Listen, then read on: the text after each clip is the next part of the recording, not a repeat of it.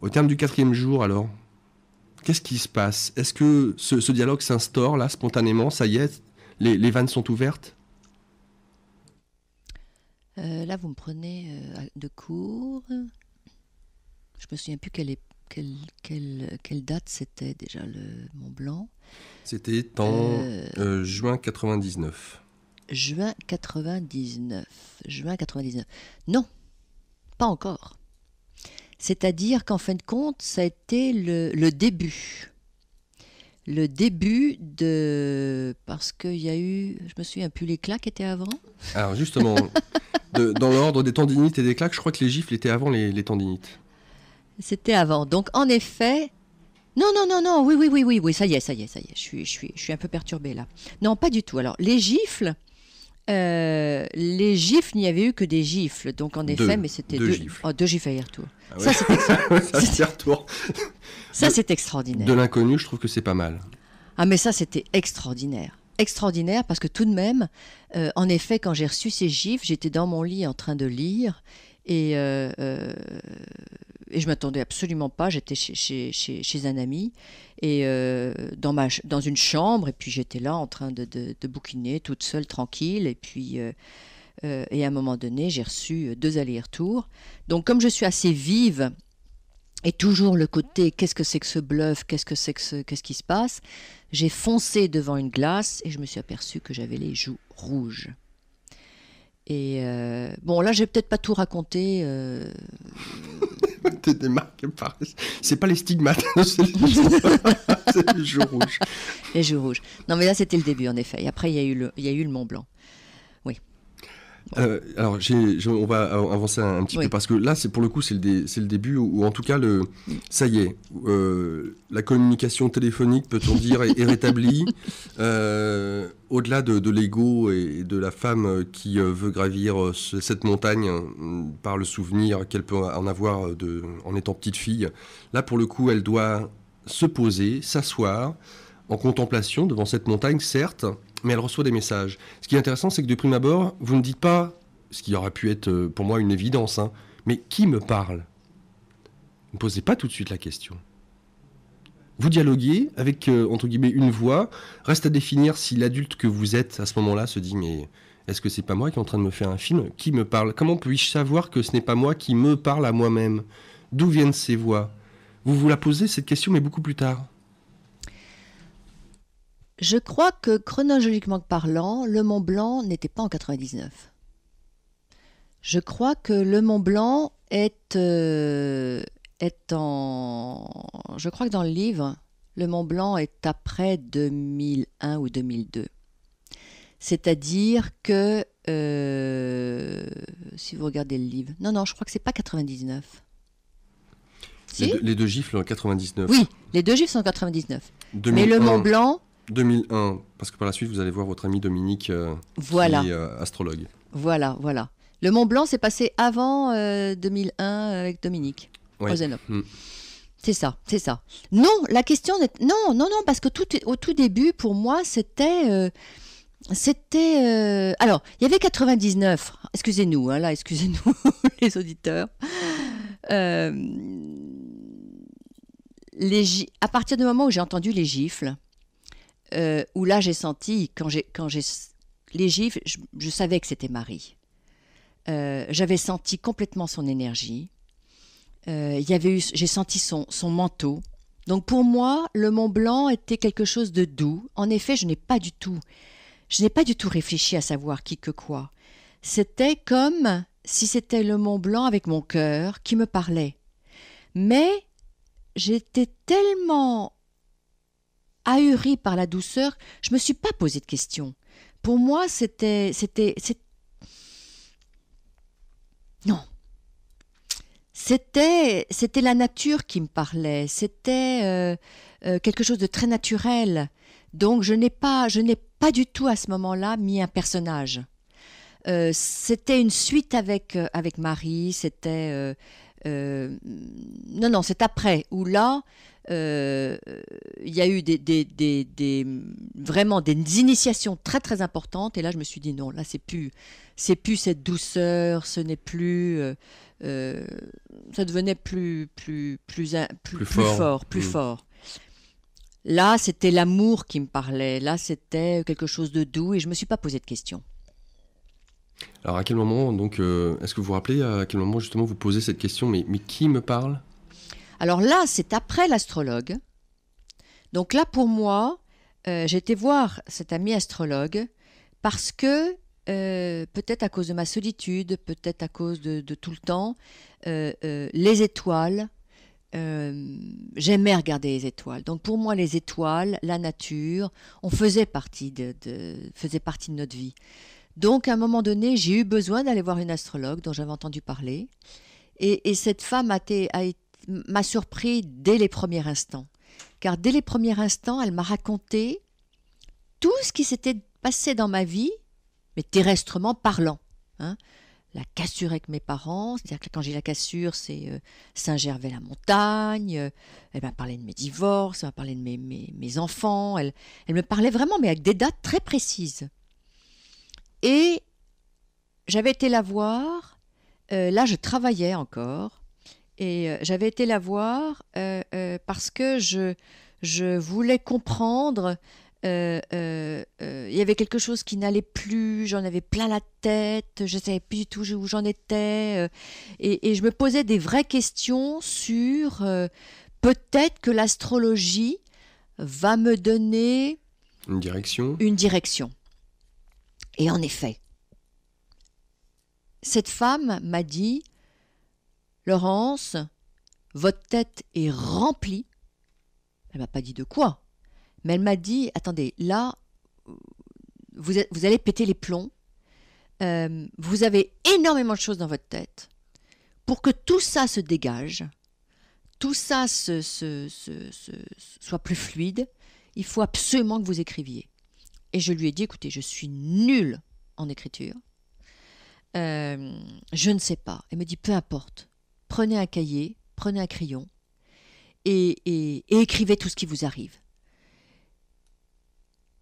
Et j'ai trouvé ça amusant. Donc j'ai de toute façon, vu dans les cas dans lesquels j'étais, il fallait que je le fasse. Il n'y avait pas d'autres alternatives à la rigueur. C'est vraiment une occasion de se vider, c'est le cas de le dire. Tout à fait. Et c'est là où, en fin de compte, a commencé ça a été le tournant de ma vie. Grâce à elle, ça a été le grand tournant, puisqu'à ce moment-là, je suis rentrée chez moi, et j'ai écrit. Je savais que j'avais 3/4 d'heure devant moi, puisque mon fils revenait de classe. Et là, j'ai pris un cahier, un crayon, et puis j'ai dit, comme tout le monde... On doit tous le faire à ce moment-là. C'est vraiment prendre un crayon et puis dire alors, je ne sais pas, qu'est-ce que je vais écrire Vous le dites. Venez, vous qui savez, vous qui nous entourez, vous que je ressens, venez vous exprimer par ma plume. Qui suis-je pour être si proche de vous? Je sais que vous attendez mon appel, alors répondez. Et dites-moi, quel esprit va venir m'aider en dehors de moi ou en dedans? Oh ami, mon Jésus, aujourd'hui, c'est moi qui t'appelle et qui te supplie. Je sais que je ne peux plus me passer de toi, c'est une évidence. Tu es mon choix. À 18 ans, j'ai fait le choix de t'oublier. À 48 ans, ta mère m'a réveillé. J'ai toujours senti ta présence au moment important de ma vie de questionnement ou de tristesse. Tu m'accompagnais en silence. Le silence ne venait pas de toi, mais de moi. Je ne t'assumais pas. Mon passé est ancien. Je ne dois être que nouveauté. Viens à mon secours car je n'en peux plus sans toi. Toi seul peux m'aider. Aide-moi, je me sens si seul devant cette étendue de mystère. Voilà, là c'est une implication de vous-même dans ce questionnement et dans cette prière. C'était une prière. Écrite sur papier donc. Tout à fait. Est-ce que vous avez eu l'occasion, peut-être avec je ne sais pas si vous avez lu Conversation avec Dieu de Neale Donald Walsch. Dans quelle mesure est-ce que vous peut-être assimileriez finalement cette conversation qui a commencé lorsque vous avez vous posé vos questions sur papier, mis cette prière, de même que Donald a fait cette prière, mais vous, si vous existez, avait-il écrit, mais montrez-vous, si Dieu t'existe, montre-toi. Cette soif d'avoir envie d'une réponse quelle qu'elle soit, qui viennent, et puis qui arrivent, qui se manifestent. Oui. Oui, ça peut être ça. Je crois que justement, je crois que quand on a envie de comprendre, quand on est un chercheur, faut demander. Moi, je savais que j'étais devant, c'était crucial pour moi. Je savais que je n'avais pas la réponse, je ne pouvais pas avoir la réponse, et que je ne pouvais pas faire autrement. C'est-à-dire que c'était comme si pour moi c'était vital. Si je n'osais pas poser la question, mais je ne pensais pas un instant avoir une réponse. Je ne pensais pas. Je pensais, comment dire, qu'est-ce que j'aurais pu attendre à ce moment-là? Peut-être un signe ou peut-être... mais je ne m'attendais pas à recevoir ce que j'ai reçu. Pour moi, c'était... je suis en train de me remettre là. Parce que là est-ce qu'on peut parler d'écriture automatique? Dans quel est, j'entends votre corps au moment où vous avez eu la réponse, que vous avez vous-même écrite pour le coup, votre corps l'a écrite. Mais est-ce que vous avez... Alors, parce qu'à un moment donné, vous n'avez même pas su que vous aviez écrit la réponse. Ce n'est que le lendemain matin, vous ouvrez votre cahier. C'est le soir après avoir couché mon fils, où là, je me suis dit, parce que quand mon fils est arrivé, tout de suite j'ai entendu la porte claquer, et j'ai vu que j'avais écrit une quantité de pages. Et je me suis dit, mais attends, je ne me souviens pas d'avoir écrit autant de pages. Mais comme il venait d'arriver, j'ai fermé. Et je me suis dit, je vais lire ce que j'ai écrit quand je l'aurai couché. Donc je me suis occupée de mon fils, je l'ai fait dîner, le bain et tout ça. Et mais j'avais hâte. Et là, quand je me suis retrouvée devant ces pages, je me suis dit, attends, c'est pas moi. C'est pas moi. C'était trop extraordinaire. C'était une initiation. Et je me suis dit, attends, c'est pas la première, c'est pas où suis-je, venez, cela. C'était carrément là des réponses. C'est parle-nous, mais explique comment tu vis, comment tu as vécu, qu'est-ce que tu reçois. Et là, c'était carrément des phrases que je n'avais jamais imaginées. Et si j'avais imaginé, je me serais dit, mais je suis prétentieuse, je suis parano, et ça a été très très difficile pour moi d'entendre ça, de lire ça, parce que c'était déjà, il faut que tu expliques que déjà tu es singulière, et c'est tout ce que je n'avais pas voulu toute ma vie. Je ne voulais en aucun cas être différent des autres. Et là c'était, mais parle, dis ce que tu vis, dis les questions que tu poses. Et il y en avait quoi, X pages. Je n'ai pas tout mis dans le livre. Hein. Donc juste le premier paragraphe, parmi toute une bonne partie des réponses qu'on peut lire, parle de toi, parle de tes ressentis, parle de ton quotidien et de comment tu le vis. Parle de tes sensations, décris ta vision de la vie, comment à chaque instant tu nous offres ta vie. Ne crois pas que ce que tu vis est banal, tu dois le dire. Tu vis des moments intenses avec nous, ose le dire. Incarne la lumière dans la matière, et la matière dans la lumière. Sois le pont entre le ciel et la terre, sois nous, en toi, pour eux. Tu es belle, nous voulons que tu sois belle pour eux. La vie est belle s'ils veulent qu'elle soit belle. Tout est façon de regarder, de vivre la vie. Pour toi, elle est belle. Pour eux, elle le sera s'ils le veulent. Et je m'arrête là. Donc, vous ouvrez votre cahier, vous voyez ça, mais vous ne vous êtes pas souvenu l'avoir écrit. Ah non, pas du tout. Parce qu'à ce moment-là, ça, comme vous disiez à l'instant, ce texte-là a été écrit en écriture automatique. Et donc là, je n'étais pas consciente. Là, je sais que je ne sais pas où je suis partie, je ne sais pas si je me suis endormie, je n'ai aucune idée, aucun souvenir. Ce que je sais, c'est que c'était... Bon. Les autres fois après, j'étais consciente. Mais quand j'ai lu ça, pour moi, c'était impossible que ça puisse venir de l'invisible.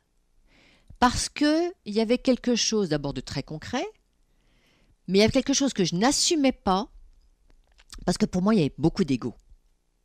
Donc je me suis dit, ça c'est ou mon ego, ou mon subconscient, ou ma supra-intelligence, j'en sais rien, qui veut que j'apprenne à avoir confiance en moi, qui veut en effet m'aider à me structurer. Et c'est là où je me suis dit, qu'est-ce qu'on est fort d'avoir c'est extraordinaire d'avoir à notre disposition cette intelligence qui donc est à notre service pour nous apprendre à avoir confiance en nous.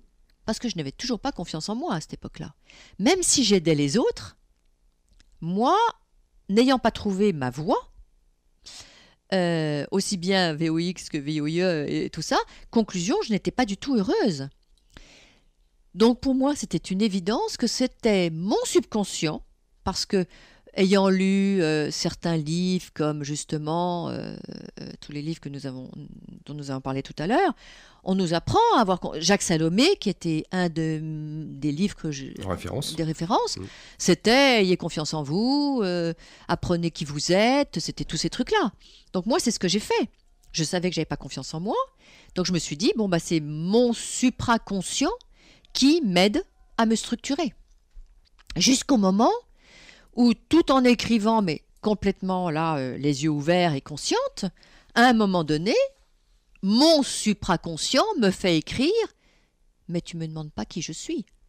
Et là, je tombe des nues, parce que pour moi, la question ne se posait pas.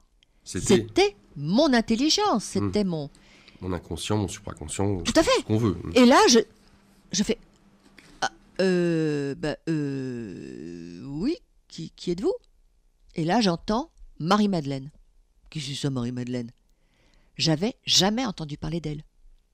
Malgré la connaissance peut-être historique, à travers le catéchisme, non, rien de tout ça. On n'en parlait pas au catéchisme de Marie-Madeleine. C'est vrai qu'elle est un peu déjà... C'est la prostituée, on n'en parle pas. Et même dans les sermons et même dans les évangiles, attendez, on dit une fois à un moment donné qu'elle fait ceci, fait ça. Mais moi, j'ai jamais fait attention à Marie-Madeleine. C'est quand même assez étonnant parce que moi, mon église était la Madeleine. Et pour moi, c'était le nom du métro. Non, vous voyez un petit peu, quoi. J'étais obstruction totale. Ouais. Il fallait que j'oublie. Mais c'est que ça, tout le livre, de toute façon. Tout le livre.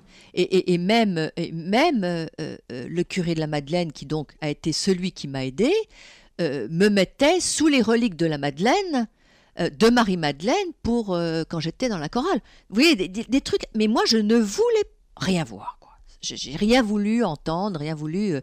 C'est marrant parce que à travers juste ce passage-là, ce qui est important à mon sens, c'est que on souhaite des miracles, on attend des miracles de tout à chacun. Dire oui, ça serait super, un miracle, des miracles. Et puis quand ils arrivent, ils sont sous nos yeux, on n'y croit pas. Oui. Et on doute. Et oui. Et surtout quand la réponse qu'on n'attend même pas et qui est là, présente, mais tu ne me demandes pas qui je suis. Mais et c'est ça où on est vraiment bouché, quoi. C'est que... et c'est pour ça que j'ai voulu aussi écrire mon livre, pour que tout le monde essaie d'avoir le même réflexe, de se dire, mais quels sont tous ces petits signes que j'ai eus dans ma vie ? Et moi, j'ai voulu réécrire tous les signes et se rendre compte que si on met... Les wagons, raccrocher les wagons. Exactement. Si on relie tout ça, on va savoir pourquoi on est venu. Exactement. Et aussi bien avec Saint-Louis, tout ça. Moi, j'ai refait tous les... Et je me suis aperçue que en faisant tous ces liens, je retrouvais complètement... c'était dicté. Pourquoi ce que j'étais venue faire sur cette terre. Et donc, en effet, à ce moment-là, Marie-Madeleine, elle m'a expliqué. Moi, j'ai dit non d'abord. Et puis, il y a eu des concours de circonstances extraordinaires. Moi, j'ai dit non, mais attendez, ça va quoi. Là, j'ai eu très peur parce que toujours le côté Capricorne, où les Capricornes n'aiment pas le bluff. Ils sont très durs, les Capricornes. Ils sont costauds. Un signe de terre. On est concret. On n'aime pas le mensonge. Bon. Et moi, j'ai dit, bon, alors d'accord, ça c'est bon. Alors Marie-Madeleine, non, et puis quoi encore ? La disciple du Christ. Non, attends, et puis quoi encore ? Tu veux pas non plus. Puis, bon. Donc là, j'ai fait stop. Là, maintenant, c'est mon ego, je suis parano, je suis prétentieuse. Déjà, on m'avait dit, vaguement, quand j'avais dit que je recevais des messages, on m'a dit, attends, Laurence, ça va pas quoi de la tête, il va falloir quand même que tu redescendes sur terre, que voilà. Et donc, j'ai fait non. Ok, écoutez, vous avez été très gentille. j'ai pris mon cahier et j'ai fait fin. Mais ils avaient décidé que c'était pas la fin. Et donc, quelques jours plus tard, il y a eu 2 signes extraordinaires. Un premier signe, c'est que j'ai été voir un masseur qui lui, était aussi un petit peu voyant, mais il savait sentir les choses et sentir les âmes. Un homme absolument remarquable qui a un côté très chamanique et qui me dit à un moment donné en me massant oh mais dites donc, vous avez une âme près de vous qui est d'une très très grande lumière, je la sens à côté de vous et cette femme va venir mais je crois, me dit mais je crois qu'elle est déjà là et cette femme va vous aider, vous avez beaucoup de chance, cette femme va vous aider à vous structurer et à vous connaître. Alors là, moi je me souviens tout à fait, et c'est ce que j'ai écrit dans mon livre, tout mon corps n'était qu'un point d'interrogation. Parce que là j'ai été bluffé. J'ai fait mais c'est pas possible. Et j'ai fait ok, d'accord, mais je voudrais encore un signe. Ah, il en faut. Hein. Ah ouais, ah non, j'étais coriace. Hein. Et quelques jours plus tard, je reçois 3 couples à dîner. Donc 3 couples veut dire 3 femmes, entre autres, avec leur mari. Et les 3 femmes arrivent toutes les 3 avec le même livre, La femme innombrable de Jean-Yves Leloup. Et qui parle de Marie-Madeleine. Et c'était Marie-Madeleine. Et là, je suis scotchée. Là, je dois devenir blême. Et je dis à mes amis, vous pouvez m'expliquer pourquoi vous m'avez apporté toutes les 3 le même livre. Donc, chacune me donne le pourquoi. Et je fais, ok, là-haut, je fais, ok, d'accord, j'ai compris, je crois que je vais quand même l'écouter.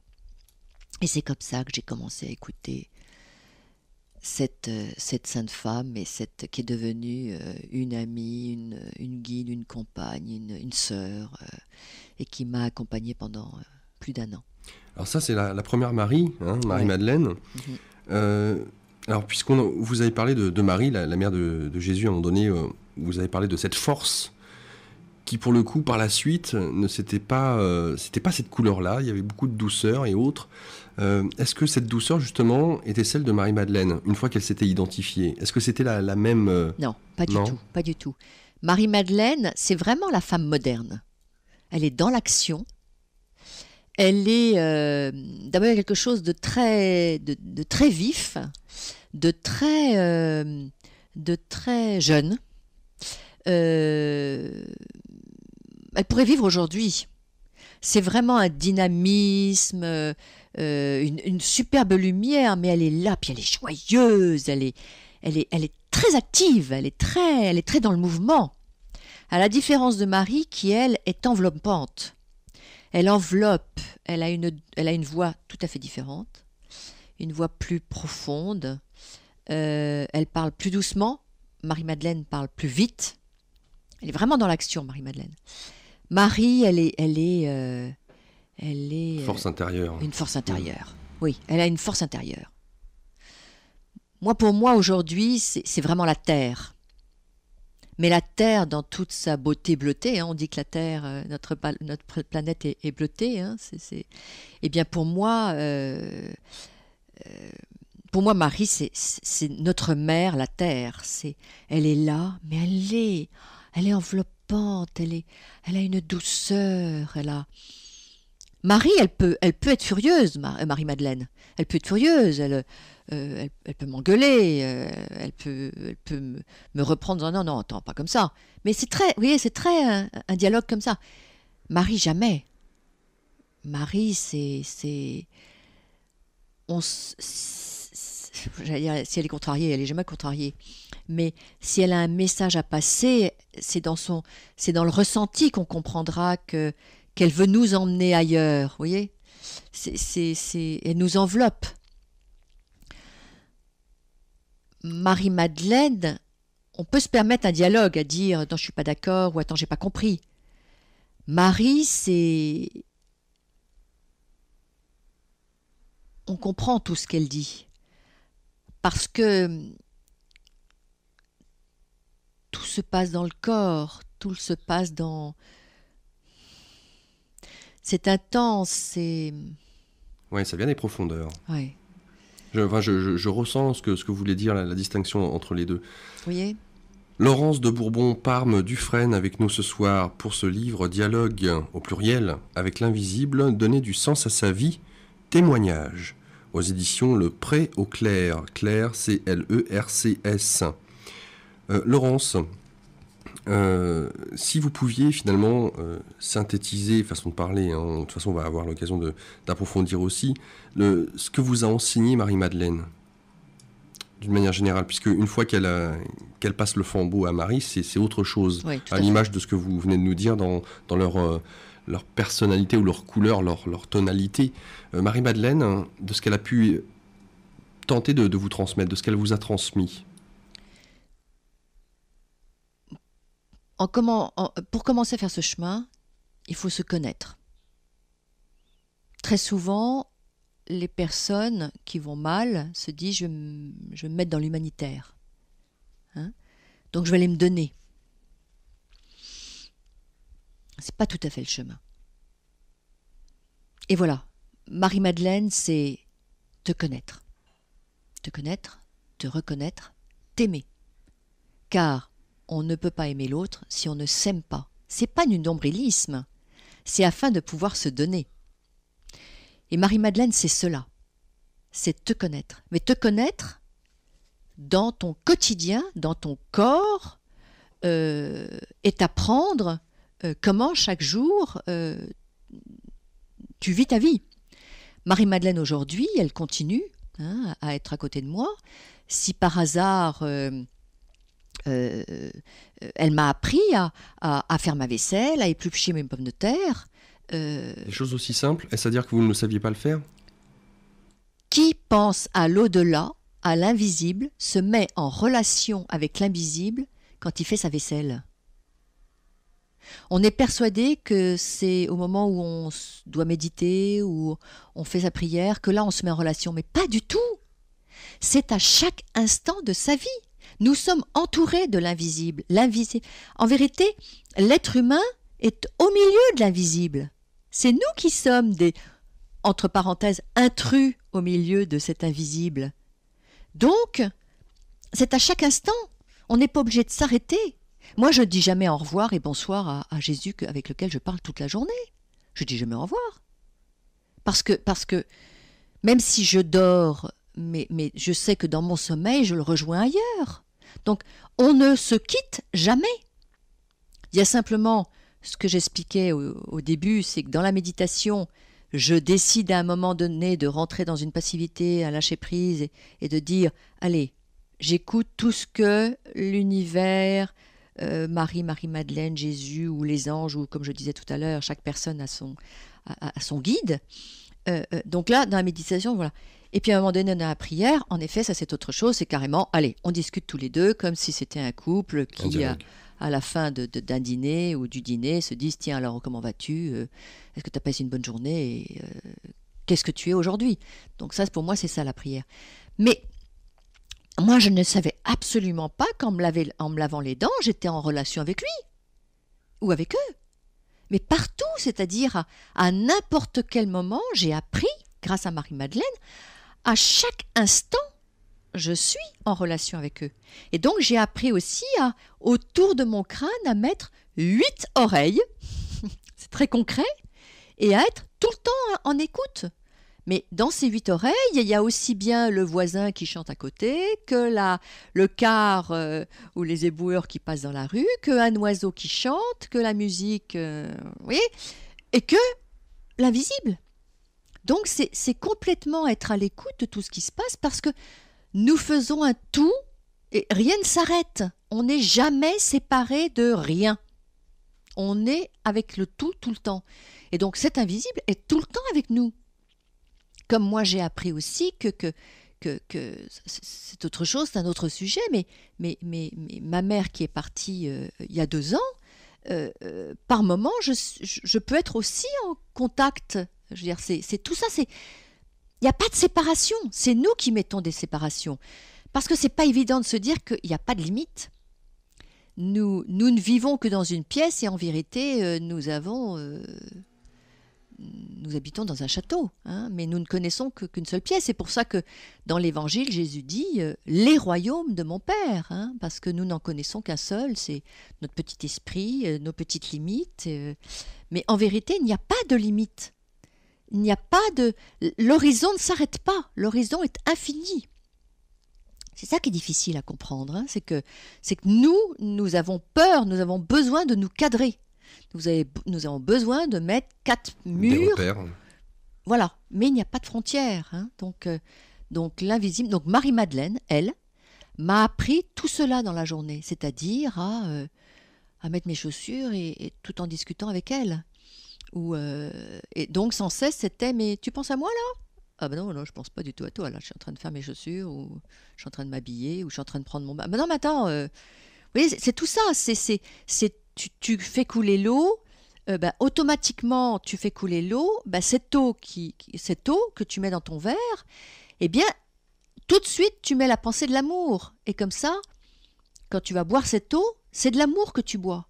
Donc c'est apprendre que chaque geste que je fais, automatiquement, je peux y mettre une pensée. Donc, c'est là le problème, c'est ou une pensée de haine, parce que je suis en colère contre mon voisin qui fait du bruit, mon mari dont j'ai ras-le-bol, ou un enfant qui a hurlé, ou je peux y mettre de l'amour. Donc, c'est tout ça qu'elle m'a appris, c'est que chaque geste que je faisais, chaque pensée contribuait à envoyer une énergie dans le monde. Donc elle m'a appris ça. Elle m'a appris donc complètement à me structurer, à faire attention à tous mes faits et gestes, à apprendre à ne pas juger l'autre, parce que d'abord je me regarde, parce que moi, avec beaucoup d'amour, elle me montrait tout le non-équilibre que j'avais dans ma vie, toute la non-justesse que j'étais, toutes les colères, tous les jugements, toutes les critiques que j'avais, que je faisais, voilà, tout en m'apprenant que je suis cela, je suis le bien et le mal. Il n'y a pas de séparation. Je suis le bien et le mal. Et donc d'apprendre que grâce au bien, automatiquement, dans le noir, il y a du blanc, et vous voyez, dans la colère, il y a aussi de l'amour. Dans la vie, j'étais généreuse, mais en étant généreuse, on peut être con. Donc, il faut apprendre à ce qu'il n'y a pas de bien et pas de mal. Tout est ensemble. Et moi, j'ai appris que mes qualités et mes défauts me faisaient moi.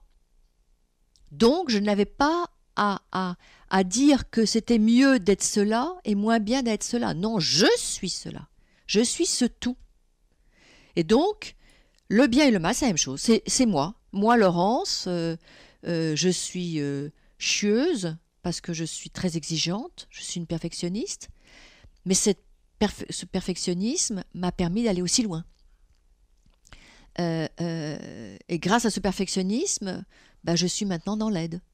Mais c'est vrai que je me permets d'aider l'autre et ce perfectionnisme m'a appris à bien comprendre l'autre, à aller au plus profond de son âme. Oui, bon voilà quoi. Alors, donc ça c'est Marie-Madeleine. Avant d'en venir à Marie, de prime abord, de celles qui nous écoutent pourraient se dire mais quelle chance incroyable elle a eu d'être encore au jour d'aujourd'hui en communication comme ça, d'être dans ce dialogue permanent. Moi aussi, j'aimerais bien communiquer avec Mahomet, Jésus, Bouddha, que sais-je. Quelles seraient, entre guillemets, les clés pour qu'on puisse rentrer en communication comme ça avec ce monde qui est là aussi présent, mais qui pourtant, de prime abord, n'est pas là pour celui qui a ces fameuses œillères ou ces barrières ou ces limitations, ces croyances. Quelle serait la clé qui nous permettrait d'ouvrir et d'accueillir, d'être dans ce dialogue? Alors d'abord, avant de vous répondre, Il faut savoir que pour en arriver là, j'ai eu 48 ans de souffrance. Quand je dis souffrance, attention, mon Dieu. Il y a des gens qui ont tellement de drames que je vais être respectueuse des drames qu'ils peuvent avoir. Quand je parle de... Bon, je vais enlever le mot souffrance. Je vais dire cette tristesse, cette solitude, ces pleurs. J'ai été terriblement seule. Et j'étais...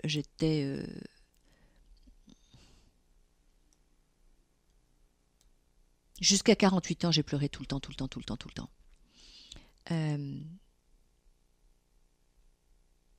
Pourquoi, aujourd'hui, j'ai la chance? Je l'ai demandé. Beaucoup de gens ne demandent pas. Plusieurs fois, j'ai demandé à Jésus, je lui ai dit, mais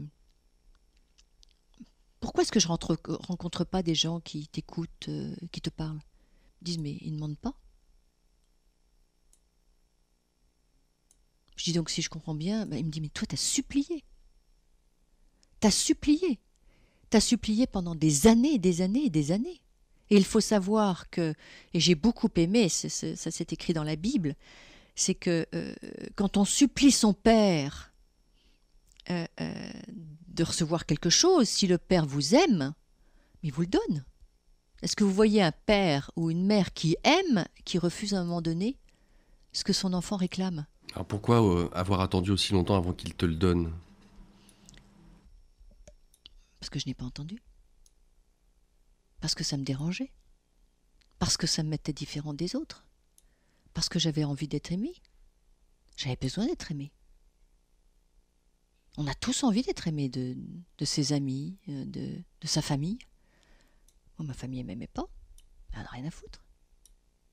Moi, j'étais traitée du luberlu, de scandaleuse.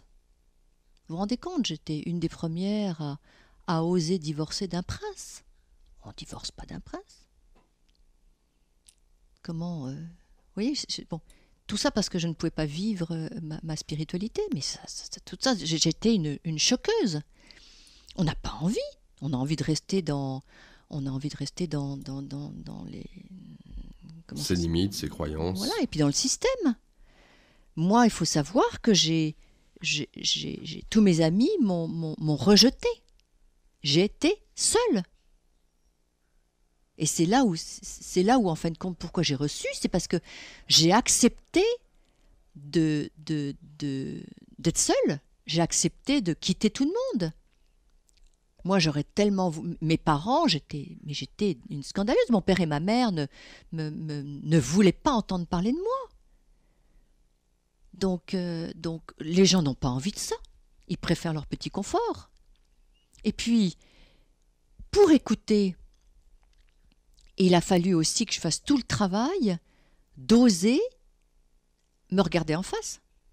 C'est-à-dire lâcher toute l'image.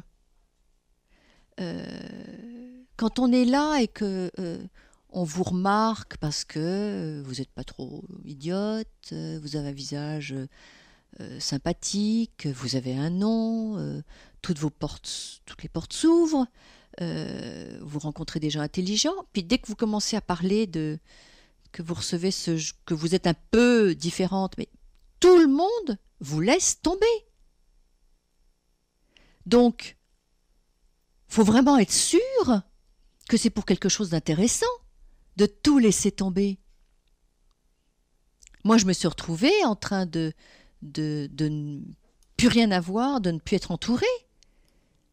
Même mes enfants, à un moment donné, je les dérangeais. Vous voyez, je veux dire... Donc, c'est vraiment... on n'a pas envie de sauter dans le vide pour le vide. On a envie de sauter dans le vide ou de tout lâcher pour quelque chose qu'on connaît, mais pas pour une fantaisie d'invisible, puisque l'invisible, c'est un mystère.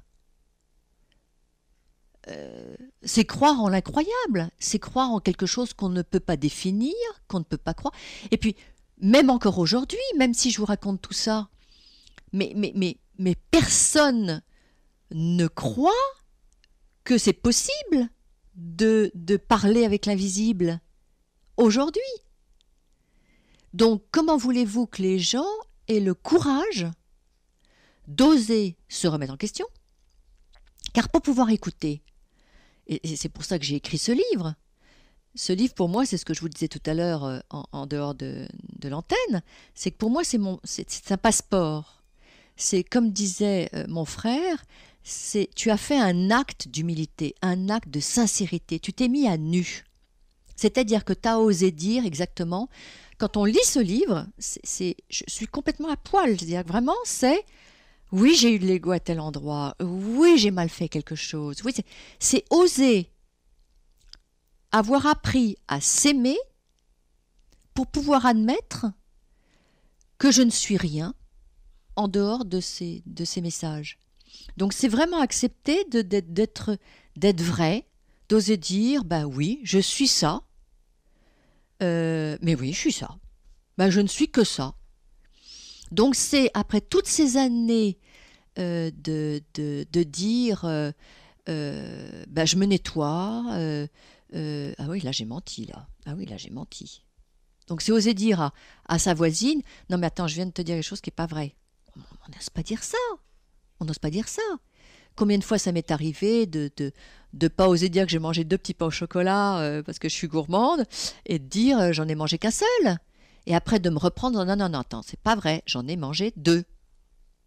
On raconte toujours sa vie, on a toujours envie d'embellir notre vie. Donc il y a un moment donné où, si on veut faire ce chemin, c'est de dire, je décide que toutes les phrases que je vais prononcer sont vraies. Ça veut dire, eh ben ouais, oui, aujourd'hui j'ai envie d'acheter cette paire de chaussures, mais j'ose pas dire que j'ai envie de l'acheter parce que on va croire que je suis dans l'image. Ben non, j'ai aussi envie d'être là-dedans. Donc c'est oser être complètement vrai vis-à-vis de tout le monde. Mais le vrai, c'est aussi dire, ben je suis pas terrible parce que je suis une terrienne, je suis une humaine et donc j'ai autant de défauts que les autres. Et aujourd'hui, j'ai beau entendre tous ces messages, je suis comme vous. Hein. Je suis avec mes fragilités. Simplement, j'ai un grand avantage, c'est que je m'en fiche d'être aimée. Aujourd'hui, mon bonheur, c'est que l'autre s'aime. Et si il faut que je ne sois pas aimée pour que l'autre s'aime, c'est primordial. Et c'est vrai que ça, c'est un grand chemin parce qu'on a tous envie d'être aimés. À un moment donné, je pense que c'est vers la fin du livre, à travers les messages, on vous dit « Pardonne-toi aussi de ne pas être immortelle, parfaite, parce qu'on est là, ici et maintenant, dans ce corps. » Je vais ouvrir le standard, je pense que c'est le bon moment, puisqu'on vient d'aborder Marie-Madeleine et cette communication pour en parler. On va en arriver à Marie d'ici quelques instants. Et nous accueillons notre première auditrice, Jacqueline. Jacqueline, bonsoir. Bonsoir. Écoutez, je peux dire que je bois du petit lait depuis que je vous entends, madame. Et je peux vous dire que vous n'êtes pas seule dans votre chemin. Il y a d'autres personnes comme vous. Quel bonheur. Et il y a, quand vous avez dit que l'invisible nous entourait totalement, était sans arrêt avec nous, c'est parfaitement vrai. Et ça m'a fait penser à un grand maître indien qui, quand on venait le voir et qu'on repartait, nous disait à tout le temps. Et aussi, quand vous dites que vous vous en foutez d'être aimé maintenant, et moi je crois que vous avez fait un chemin de vérité. C'est-à-dire que, pour moi, dites-moi si c'est juste ce que je suis en train de vous dire, mais pour moi, le Christ a dit la vérité te libérera. Tu connaîtras la vérité te libérera. Et je crois que quand on n'a plus besoin d'être aimé, c'est là qu'on arrive au véritable amour. Complètement. Vous avez tout à fait raison. Et justement, à partir du moment où on n'attend plus à être... D'abord, bonsoir Jacqueline. Bonsoir. Quand on n'attend plus à être aimé, c'est là où on devient libre. Donc votre phrase est tout à fait exacte. Et c'est là où on est aimé, et c'est là où on aime. Et le plus grand bonheur sur cette terre, c'est d'être libre. Parce que ça veut dire qu'on n'attend plus rien des autres, et ça veut dire aussi qu'on est capable de pouvoir écouter toutes les informations que l'on peut entendre, et Dieu sait qu'on entend, avec un certain recul.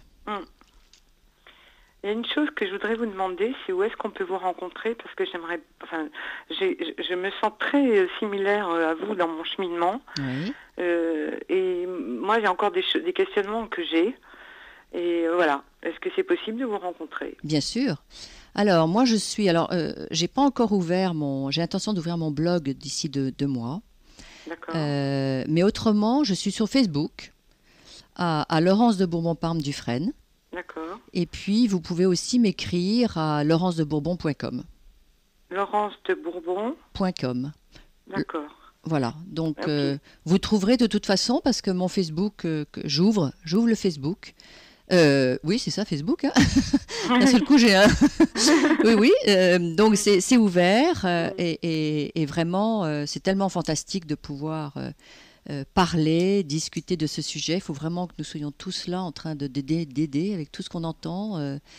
La vie, à vrai dire, est tellement belle quand on la regarde de cette façon-là. Je suis complètement d'accord avec vous. Donc, conclusion, oui, Jacqueline, surtout, allez-y. Et puis moi, je communique beaucoup. Moi, j'habite Paris.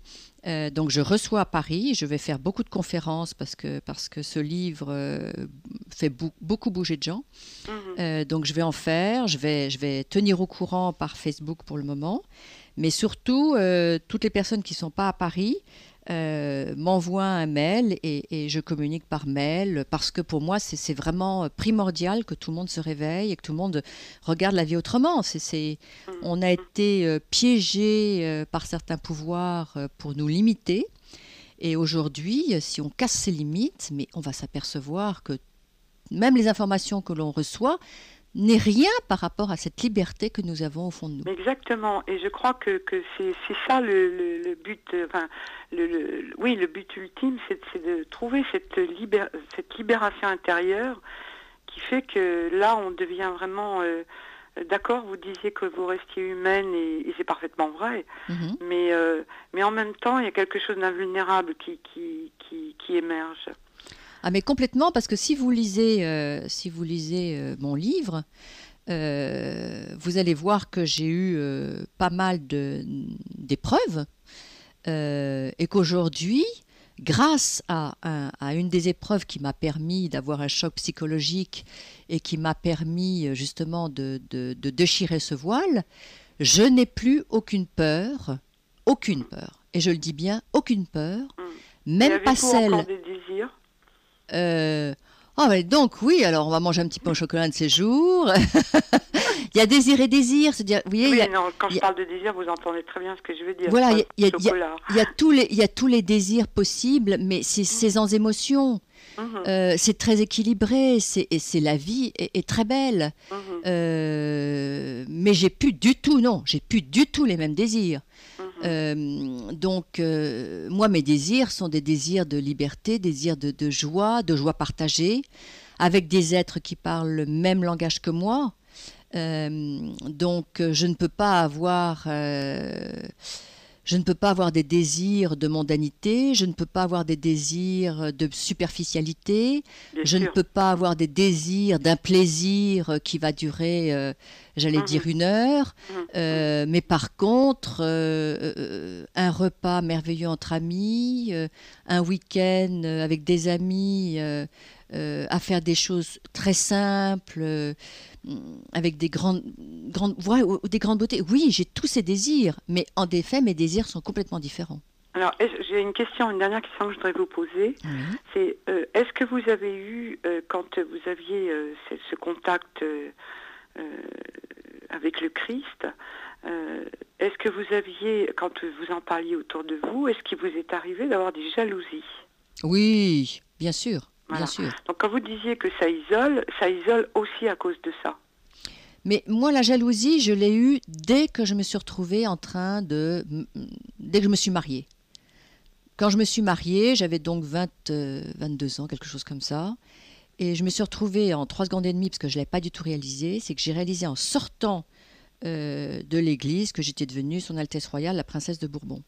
Et là, à partir de là, tous les regards, même de mes amis de classe, ont changé.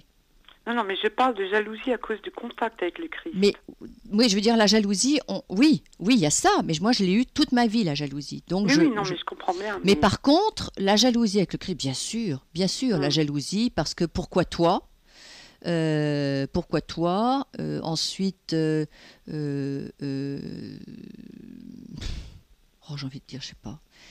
Quand vous parlez de jalousie, vous voulez dire quelque chose. Donc là, je vous écoute.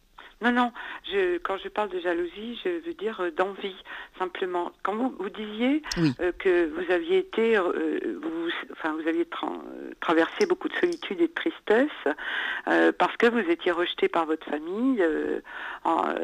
J'ai très bien compris ce que vous vouliez dire et c'est malheureusement, je crois, le lot des gens qui ont cet appel. Parce qu'en fait, vous avez parfaitement raison, ce contact il s'établit parce qu'il y a un appel qui est dévorant. Et je crois que l'appel de l'enfant au père ou à la mère divine, effectivement, il y a une réponse au bout d'un moment. Il y a forcément une réponse. Quand la réponse arrive et que le dialogue se fait et que vous en parlez aux autres, les autres ont à ce moment-là cette espèce de jalousie qui vous isole encore plus. C'est-à-dire que vous voudriez partager ça et les autres ont cette réaction d'envie. Et des fois même interprètent très mal. Donc vous restez dans un isolement qui est encore plus fort. Est-ce que vous avez vécu ça? Oui, alors je comprends, mais cette jalousie-là, je ne l'ai pas tout à fait vécue.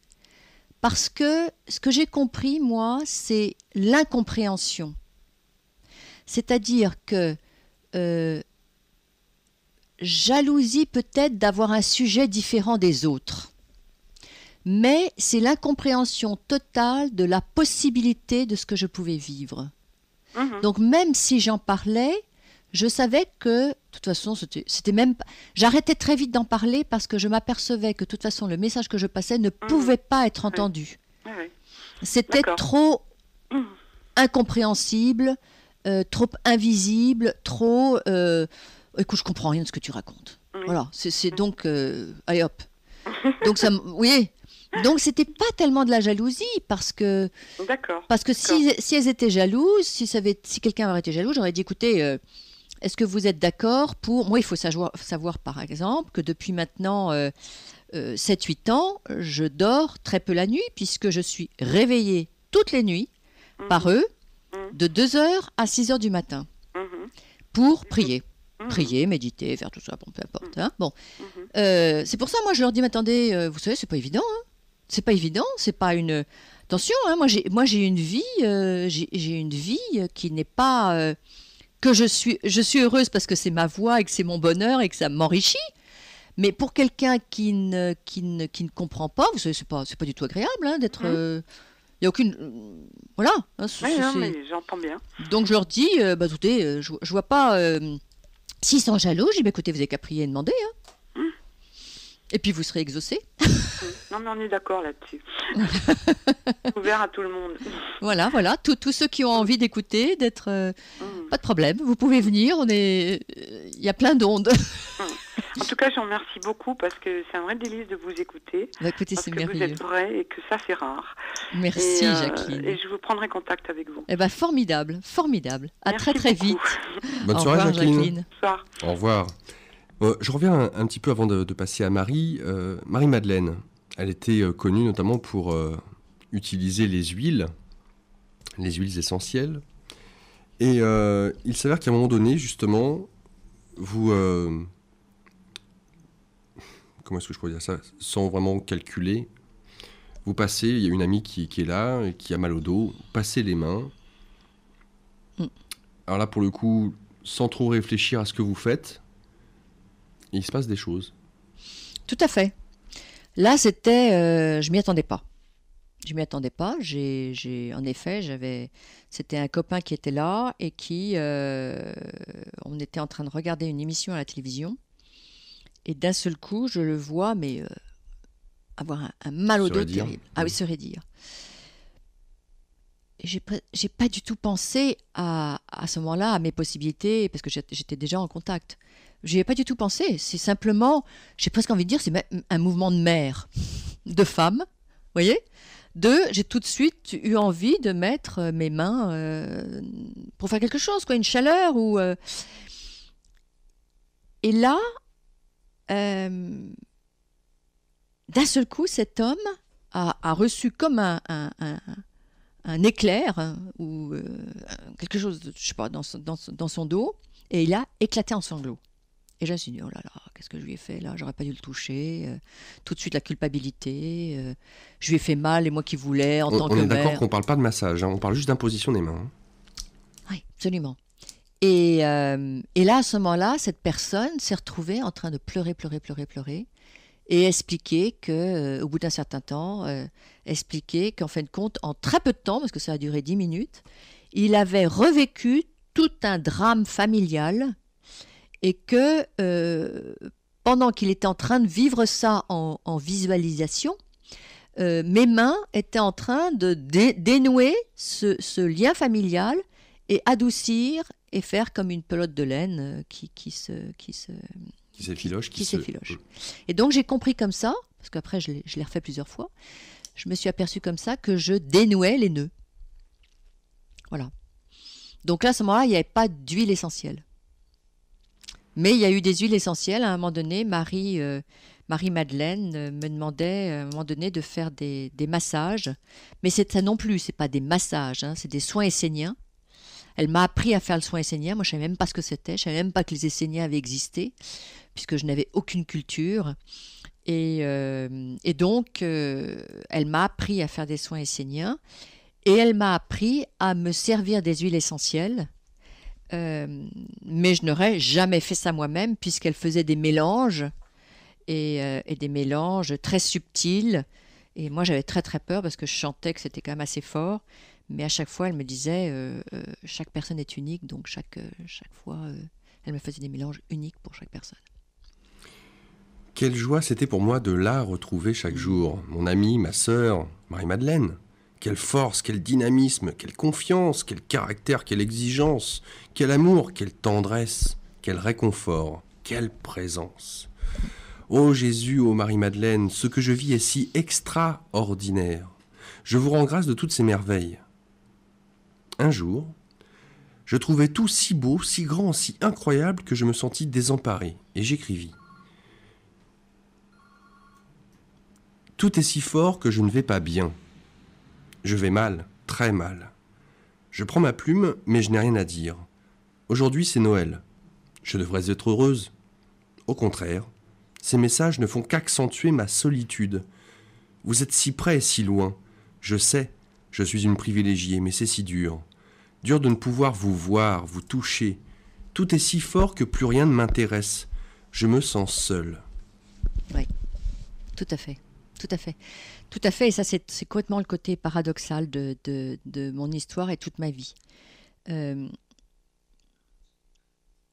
Vous vous retrouvez en train d'avoir la joie de toucher au plus grand et d'avoir des messages. À partir du moment où vous comprenez que ces messages sont vraiment une construction, quelque chose de véridique qui vous apporte quelque chose, c'est vraiment des initiations. Donc vous ne remettez plus en question que vraiment ces messages sont extraordinaires. Mais c'est tellement extraordinaire qu'on a envie de le partager. Et là, on s'aperçoit qu'on ne peut pas le partager. Personne ne peut entendre que c'est possible ce genre de choses. Et puis, en plus de ça, à un moment donné, je le dis dans mon livre, c'est que j'ai dû arrêter de donner des soins parce que, ça c'était en 2006, Jésus m'a dit maintenant, je vais t'apprendre tout le nouveau. Tout ce que je t'ai appris jusqu'à maintenant, tout ce que tu as appris jusqu'à maintenant, c'était pour te structurer.